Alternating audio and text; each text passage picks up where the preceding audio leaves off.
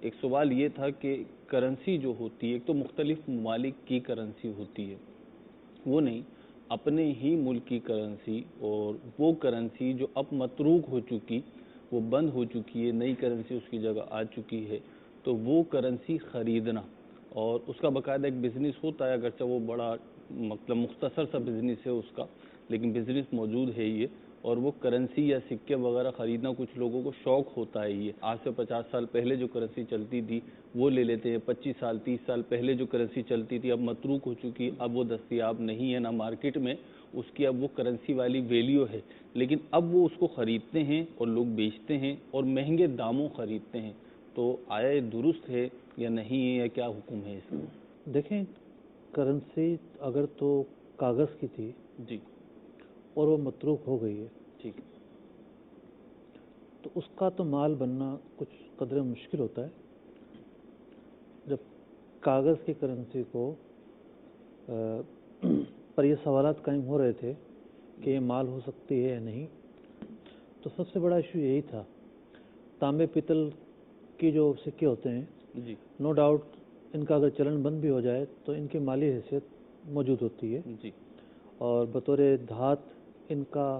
جو ہے وہ ان کی خرید و فروخت کرنا ممکن ہوتا ہے اور استعمال میں لانا ممکن ہوتا ہے۔ ٹھیک، اب 5 روپے کا نوٹ اگر بند ہو گیا تو پھر بعد میں وہ کس کام آئے گا؟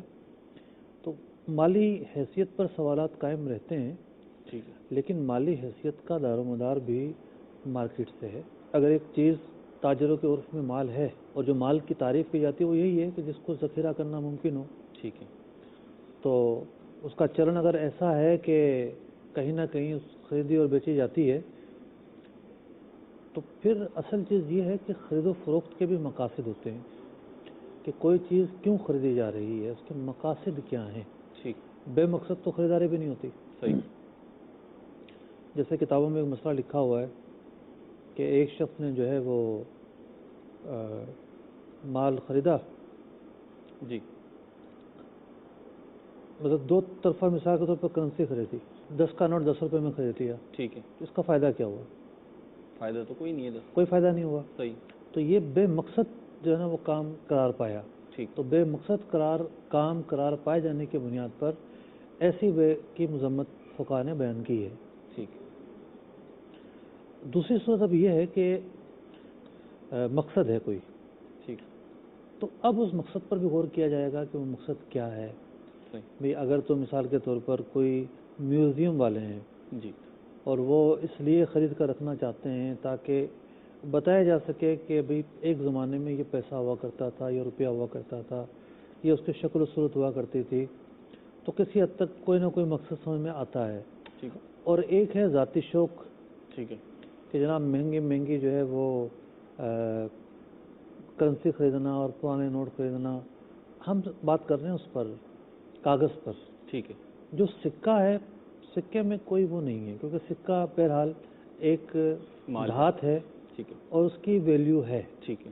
لیکن یہ ضرور ہے کہ اس کو بھی مہنگا خریدنا، ٹھیک ہے،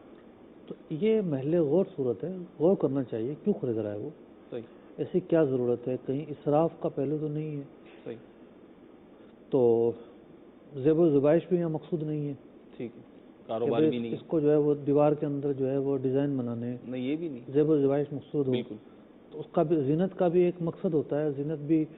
بعض مواقع پر محمود ہوتی ہے، ٹھیک ہے، لیکن یہ ایسا بھی نہیں ہے صرف اگر تفاخر ہے